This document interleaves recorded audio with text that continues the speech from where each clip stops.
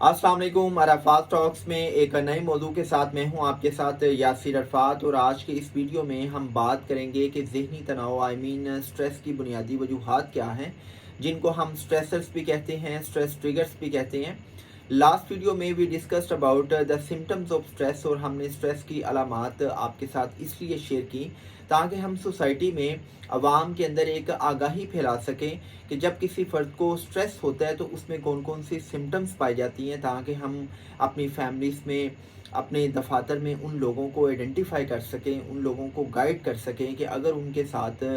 Stress, anxiety या depression वाला मामला है तो वो किसी साइकोलॉजिस्ट, किसी मेंटल हेल्थ काउंसलर, किसी साइकोथेरापिस्ट या साइकेट्रिस्ट से रब्ता करें ताकि वो एक शानदार, खुशगवार और ब्लिसफुल ज़िंदगी जी सकें। उसकी बड़ी वजह ये भी है कि हमारे घरों में बहुत सी ख़वातीन ऐसी हैं कि जिनको स्ट्रेस, एंजाइटी या डिप्रेशन होता है, लेकिन वो सोशल स्टीरियोटाइप्स या टैबूज़ की वजह से किसी साइकोलॉजिस्ट के पास नहीं जा पाती। या अक्सर फैमिलीज़ में ये देखा गया है कि अगर किसी फैमिली मेम्बर को ज़हनी तनाव का सामना है, बेचैनी, बेसुकूनी, एंजाइटी का सामना है या डिप्रेशन का सामना है, तो वो दूसरों से बात करने से डरता है। और अगर वो बात कर भी दे तो उसकी बात को सीरियस नहीं लिया जाता, और उसको यही कहा जाता है कि आप नमाज़ पढ़ें, आप कुरान पढ़ें, और नमाज और कुरान से आपका जो स्ट्रेस है, डिप्रेशन है, वो ख़त्म हो जाएगा। किसी हद तक जो है ये चीज़ें दुरुस्त भी होती हैं, लेकिन कहीं ना कहीं आप मेंटल हेल्थ इश्यूज़ के हवाले से उस स्टेज पर जा चुके होते हैं जिस स्टेज पर आपको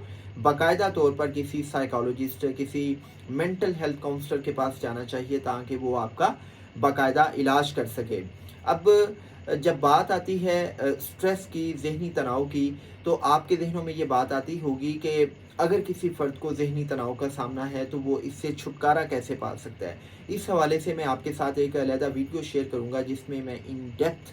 इन डिटेल्स आपके साथ वो सारी की सारी पॉइंट्स शेयर करूँगा, जिन पॉइंट्स को अप्लाई करके आप एक शानदार, खुशगवार और ब्लिसफुल ज़िंदगी जी सकते हैं, और आप अपने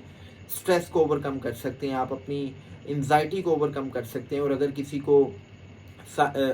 किसी को साइकोटिक डिप्रेशन है, अगर किसी को माइनर डिप्रेशन है, तो वो अपनी मदद आपके तहत भी उन प्रिवेंटिव मेजर्स को अडॉप्ट करके एक शानदार, खुशगवार ज़िंदगी जी सकता है। आज की इस वीडियो में एज आई सेड एरियर के मैं आपसे बात करूँगा कि स्ट्रेस की बुनियादी वजूहात क्या हैं, जिसको मैंने पहले कहा कि हम स्ट्रेसर्स भी कहते हैं, हम स्ट्रेस ट्रिगर्स भी कहते हैं। तो ऑब्वियसली अगर आप अपने स्ट्रेस को मैनेज करना चाहते हैं, अगर आप स्ट्रेस से, ज़हनी तनाव से छुटकारा पाना चाहते हैं, तो सबसे पहले आपको अपने स्ट्रेसर्स को, स्ट्रेस ट्रिगर्स को आइडेंटिफाई करना पड़ेगा। आपको फाइंड आउट करना पड़ेगा कि मुझे स्ट्रेस कौन सी चीज़ें दे रही हैं। मेरी इस हवाले से जितनी भी रिसर्च है, as a life coach, as a counsellor, जब लोग मेरे पास इस किस्म के नफ्सियाती मसाइल लेके आते हैं, तो मैंने 3 से 4 ऐसी रीज़न्स फाइंड आउट की कि जिन रीज़न्स की बुनियाद पे अक्सर लोग जो है वो नफ्सियाती बीमारियों में चले जाते हैं। सबसे पहली रीज़न जो मैंने देखी है, it's all about financial issues. Obviously हम जिस सोसाइटी में रहते हैं, वक्त के साथ साथ ये सोसाइटी भी मटीरियलिज्म की तरफ चली गई है, मादियत परस्ती की तरफ चली गई है, ज़र को सलाम है। हर दूसरा इंसान जो है वो स्टेटस की रेस में पड़ा हुआ है, और मोस्टली लोग जो है वो मरूबियत के मर्ज़ में मुब्तला हैं कि जिसमें आप किसी की बड़ी गाड़ी, बड़े बंगले, बड़े बैंक बैलेंस, बड़े ओहदे, किसी के हुस्न, किसी के इल्म से आप ज़हनी और कल्बी तौर पर मरूब हो जाते हैं, और आप उस मरूबियत में फिर स्ट्रेस में चले जाते हैं, और आप अपना मुआवज़ा उन लोगों से करते हैं, और अपना मुआवज़ा करते हुए वही चीज़ आपको स्ट्रेस में ले जाती है। तो ये जो मटीरियलिज़म की अप्रोच है, ये जो मादियत परस्ती है, ये जो स्टेटस की रेस है, ये जो पैसे के पीछे भाग-दौड़ है, ये चीज़ हमें स्ट्रेस में मुब्तला करती है। और ऑब्वियसली इस चीज़ का गहरा ताल्लुक जो है वो इन्फ्लेशन के साथ भी है, महंगाई के साथ भी है, कि आप देख रहे हैं कि जो पेट्रोल प्राइसेस हैं वो कितनी ज़्यादा बढ़ चुकी हैं। अभी जब मैं आपसे मुखातिब हूँ तो इस वक्त पेट्रोल की प्राइस 210 रुपये पर लीटर है, और सुनने में ये आ रहा है कि पेट्रोल की प्राइसेस मज़ीद बढ़ेंगी। तो जब पेट्रोल की प्राइस बढ़ती है तो ऑब्वियसली इन्फ्लेशन बहुत ज़्यादा बढ़ जाती है,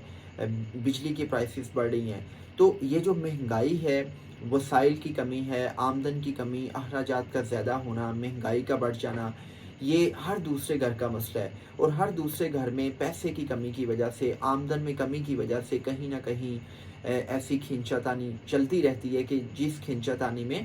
ہمارے گھروں میں خواتین اور جو مرد ہیں وہ سٹریس میں چلے جاتے ہیں. آپ کی انکم کم ہوتی ہے, آپ کے ایکسپینسز زیادہ ہوتے ہیں, اور جب آپ ان ایکسپینسز کو میٹ نہیں کر پاتے, جب آپ اپنی اولاد کی چھوٹی چھوٹی جائز خواہشات پوری نہیں کر پاتے, جب آپ اپنی بنیادی نیڈز کو پورا نہیں کر پاتے, تو یہ چیزیں آپ کو سٹریس کی طرف لے جاتی ہیں. یہی سٹریس آپ کو ہائپر سٹریس کی طرف لے کے جاتا ہے, چونکہ کچھ لوگ تو اپنی آمدن کے ذرائع کو بڑھانا شروع کر دیتے ہیں,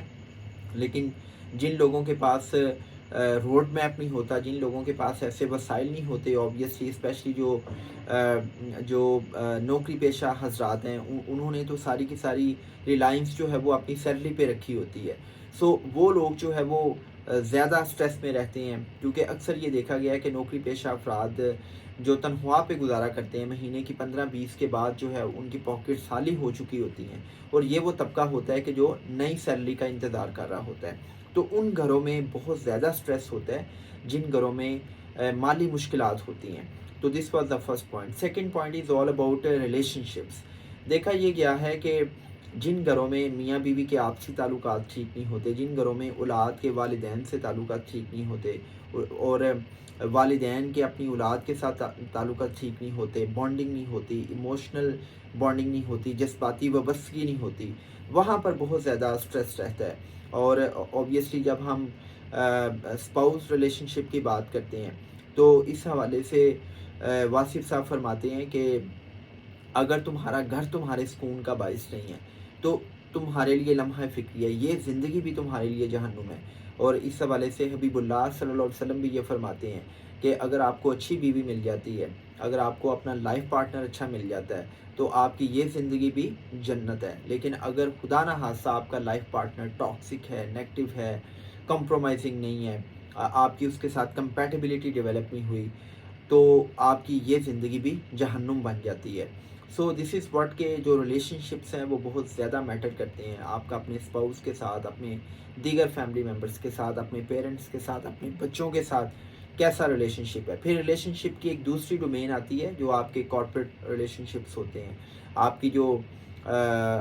کہ پروفیشنل ڈومین ہوتی ہے. پروفیشنل ڈومین میں آپ کے ریلیشن شپس کی 3 کیٹیگریز ہوتی ہیں. آپ کے اپنے باس کے ساتھ, سینئرس کے ساتھ کیسا تعلق ہے, آپ کا اپنے کولیگس کے ساتھ اور اپنے جونیئرس کے ساتھ کیسا تعلق ہے. کبھی کبھی ایسا ہوتا ہے کہ ایک ایسا باس آ جاتا ہے کہ جو بہت زیادہ اتھارٹیرین ہوتا ہے, کمانڈنگ ہوتا ہے, وہ اس کو اپنی ٹیم سے کام نہیں لینا آتا, وہ تحکمانہ انداز میں کاموں کو ڈیلیگیٹ کرتا ہے. اور ایک ٹاکسک قسم کا باس جب آپ کے ادارے میں ہو, تو وہ باس اٹ سیلف آپ کو اس حد تک جو ہے وہ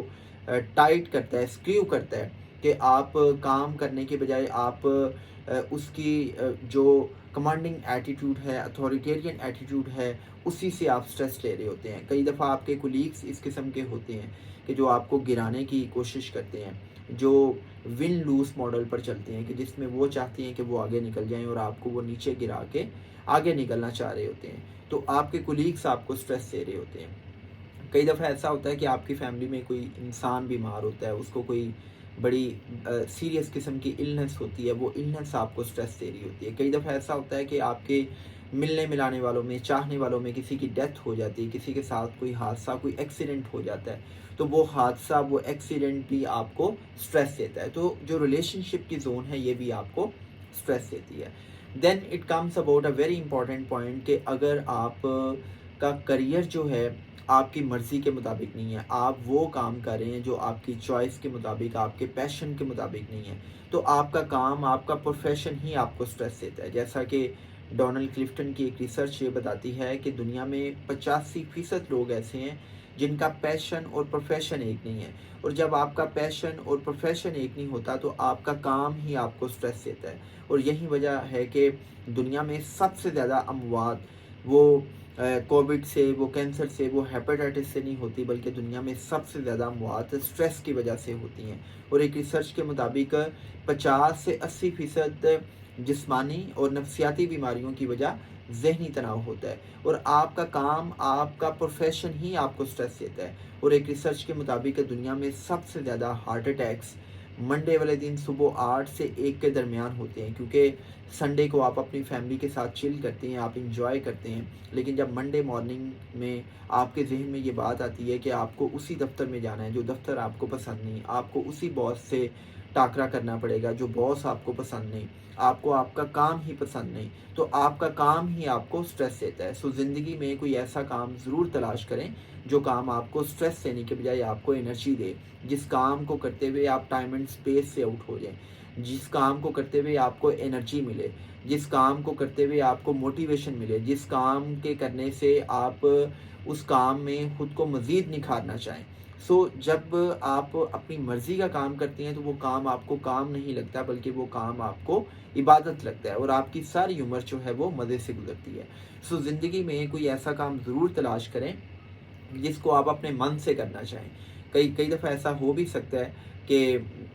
کہ آپ کا پیشن اور پروفیشن ایک ہو، لیکن اگر آپ کا پیشن اور پروفیشن ایک نہیں ہے تو اس حوالے سے میں ایک علیحدہ ویڈیو ریکارڈ کروں گا جس میں 4 ایسی مین فیکٹرز کو ڈسکس کروں گا کہ جن فیکٹرز کی بنیاد پر آپ اپنے پیشن اور پروفیشن کو الائن کر سکتے ہیں، آپ اپنے پیشن کو فائنڈ آؤٹ کر سکتے ہیں. سو دا لاسٹ پوائنٹ، اسٹریس کی، ذہنی تناؤ کی جو بہت بڑی وجہ ہے پاکستان کی جو سوشل ڈائنامکس ہیں یا جو ہماری پولیٹیکل ڈائنامکس ہیں، اگر ہم اوورال اس کا جائزہ لیں تو پتہ یہ چلتا ہے کہ ہم اس سوسائٹی میں رہتے ہیں جہاں پر ہر وقت انسرٹینٹی رہتی ہے، ایک غیر یقینی صورتحال رہتی ہے. مثلاً جب فریجائل اکانومی ہو، آپ کی اکانومی میں اتنی انسٹیبلٹی ہو، جب سیاسی عدم استحکام ہو، جب جلاؤ گراؤ ہو، جب پرتشدد رویے ہوں، جب کبھی کوئی سیاسی پارٹی احتجاج کر رہی ہے، کبھی کوئی دھرنا دے رہی ہے، کبھی لاک ڈاؤن ہو رہا ہے، کبھی جو ہے وہ کہ نان کانفیڈنس موشن آ رہی ہے، کبھی جلسے ہو رہے ہیں، کبھی جلوس ہو رہے ہیں، تو آپ کے جو غیر یقینی صورتحال ہے ملک میں، آپ کے جب اداروں میں قانون کی حاکمیت نہیں ہوتی، ملک میں رول آف لا جو ہے وہ صرف نام کا ہوتا ہے. کہ یہ سمجھ لیں کہ جب کسی ملک میں بنانا ریپبلک جیسی علامات ہوں، وہاں کی جو سوشل ڈائنامکس ہیں وہ بنانا ریپبلک جیسی ہوں، تو وہاں کے جو عوام ہیں وہ اکثر سٹریس میں رہتے ہیں، وہ اپنے فیوچر کے حوالے سے انسرٹینٹی کا شکار رہتے ہیں، وہ ان کے اندر یقین نہیں ہوتا. ان کے اندر جو وائسز آ رہی ہوتی ہیں وہ یہ وائسز ہوتی ہیں کہ پتہ نہیں کیا بنے گا، اس ملک کا کیا بنے گا، ہمارے مستقبل کا کیا بنے گا، ہمارے بچوں کے مستقبل کا کیا بنے گا. اینڈ اوبیسلی جب انسرٹینٹی آتی ہے، جب فریجائل اکانومی ہوتی ہے، جب پولیٹیکل عدم استحکام ہوتا ہے، سیاسی عدم استحکام ہوتا ہے، تو آپ کی جو یوتھ ہے اس سے بہت زیادہ متاثر ہو رہی ہوتی ہے. اور یوتھ کے متاثر ہونے سے پھر برین ڈرین ہوتا ہے، آپ کے جتنے بھی ذہین دماغ ہیں وہ دوسرے ملکوں میں جانا شروع کر دیتے ہیں. سو اللہ پاک آپ کو سلامت رکھے، آپ کی ذہنی جسمانی صحت بہترین رہے، آپ ملک و ملت کا قابل فخر بیٹا بنیں. ان ویڈیوز کو شیئر کرنے کا مقصد یہ ہے کہ ہم زیادہ سے زیادہ لوگوں تک مینٹل ہیلتھ ایشوز کے حوالے سے اویئرنیس پہنچائیں. آپ میرے چینل کو سبسکرائب کریں تاکہ یہ ویڈیو زیادہ سے زیادہ لوگوں تک پہنچے. اللہ پاک آپ سب کا حامی ناصر ہو. میں آپ کی صحت اور سلامتی کے لیے دعا گو ہوں. آپ سب زندہ باد اور پاکستان ہمیشہ سے پائندہ باد. Thank you very much.